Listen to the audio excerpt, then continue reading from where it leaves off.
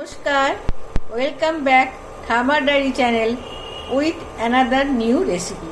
আপনাদের সঙ্গে একটা খুবই ইউনিক রেসিপি নিয়ে আসছি, এটা খুব সহজেই বানিয়ে ফেলা যায় বাড়িতে থাকা জিনিস দিয়ে। আমি এখানে প্রায় 1 কিলো মতো মাছ নিয়ে নিয়েছি। এই মাছগুলো গায়ে খুব ভালো করে নুন, হলুদ, ভিনিগার জায়গাতে আপনারা লেবু রসও মাখিয়ে রাখতে পারেন। আমি এটা মাখিয়ে রেখেছি প্রায় 1 ঘন্টা হলো, কারণ পাকা মাছ তো একটা গন্ধ থাকে সেজন্য। এবার দেখুন তেলটা সুন্দর গরম হয়ে গেছে। আমি এবারে মাছগুলো এক এক করে এর মধ্যে ছেড়ে দিচ্ছি। আমি দেখুন কতগুলো মাছ এখন ছেড়ে দিলাম। এবার আস্তে আস্তে পুরো মাছগুলোই আমি ভেজে নিচ্ছি। মাছগুলো কিন্তু বেশি ভাজবো না, বেশি ভাজলে মাছ একদমই খেতে ভালো লাগে না। দেখুন সমস্ত মাছ আমার ভাজা হয়ে গেছে। আরও 4টে পিস কড়াইতে আমি দিয়ে রেখেছি। আমি এগুলো সব হালকা হালকা করে ভেজে নিচ্ছি। ওই মাছগুলো ভাজা হতে হতে আমি এখানে একটা মশলা বানিয়ে নিচ্ছি। মধ্যে দিয়েছি আদা 2 ইঞ্চি পরিমাণ, 6টা রসুন, একটা মিডিয়াম সাইজের পেঁয়াজ, আর ধনে পাতা। এই যে গাছগুলো দেখতে পাচ্ছেন এরকম ডাঁটিগুলো আমি দিয়েছি। এই ডাঁটিগুলো দিলে না খুব সুন্দর গন্ধ হয়। আর তার মধ্যে আমি দিয়েছি গোলমরিচ, 8-10টা গোলমরিচ দিয়েছি, কাশ্মীরি লঙ্কা দিয়েছি, হলুদ দিয়েছি, আর একটু দিয়ে দিচ্ছি তেল।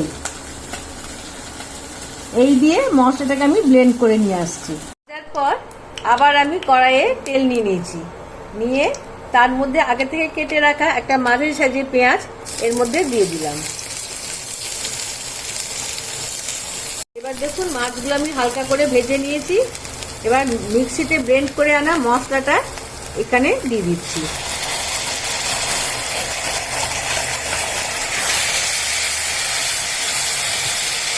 এই সময়তে ফ্লেমটা একটু স্লো করে দিচ্ছি। এবার আমি এখানে মিক্সি দেওয়া জলটাও দিয়ে দিচ্ছি। এবার এটাকে খুব ভালো করে মেশাচ্ছি। এই সময় ফ্লেমটা আমি একটু বাড়িয়ে দিলাম। মধ্যে দিয়ে দিচ্ছি পরিমাণ মতো নুন। নুন ঝাল আপনারা আপনাদের পছন্দ মতো স্বাদ মতো দেবেন। আমি নুনটা এই পর্যায়ে দিলাম এই কারণে যে আমি প্রায় নুন দিতে ভুলে যাই, আর তখন আবার আপনারা কমেন্ট করবেন যে বাবা নুন দিতে ভুলে গেছেন। তো সেই জন্য মনে করে আজকে আগেই নুনটা আমি মশলার মধ্যে দিয়ে দিলাম। আমি আগে থেকে ফেটিয়ে রাখা 4 চামচ দই এর মধ্যে দিয়ে দিলাম। দইটার মধ্যেও আমি একটু নুন আর একটু মিষ্টি দিয়ে ফেটিয়ে নিয়েছি। দইটাকেও দেখুন খুব ভালো করে মশলার সঙ্গে আমি মিশিয়ে দিচ্ছি। দই দিলে কিন্তু ফ্লেমটা একদম কমিয়ে দেবেন। আমি আগে থেকে গরম করে রাখা জল দিয়ে দিচ্ছি। জল দিলাম সেজন্য ফ্লেমটা আমি একটু বাড়িয়েও দিলাম। ঝোলটা খুব ভালোভাবে ফুটে উঠেছে। আমি এবার এই সময় আগে থেকে ভেজে রাখা মাছগুলো এক এক করে দিয়ে দিচ্ছি।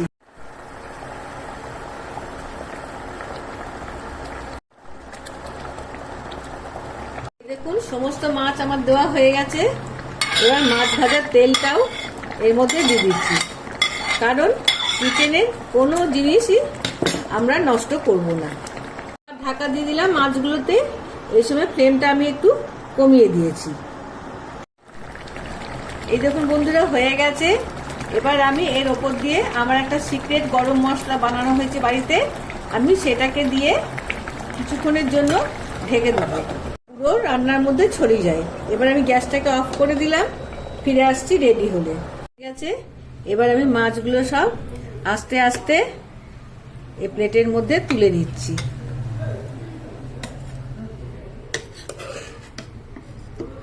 এই দেখুন মাছটা এবার একটা একটা করে আমি এই ডিশের মধ্যে সাজিয়ে নিচ্ছি। ফিরে আসছি তারপরে। তৈরি আমার মশলা কাতলা। তাহলে দেখলেন তো আমি কত সহজেই বাড়িতে থাকার ইনগ্রেডিয়েন্টস দিয়ে একটা খুব সুন্দর রান্না করে নিলাম। যদি আপনাদের আমার এই রান্নাটিকে পছন্দ হয়ে যায় তাহলে প্লিজ বন্ধুরা একটা লাইক করে সবার সঙ্গে শেয়ার করে দেবেন।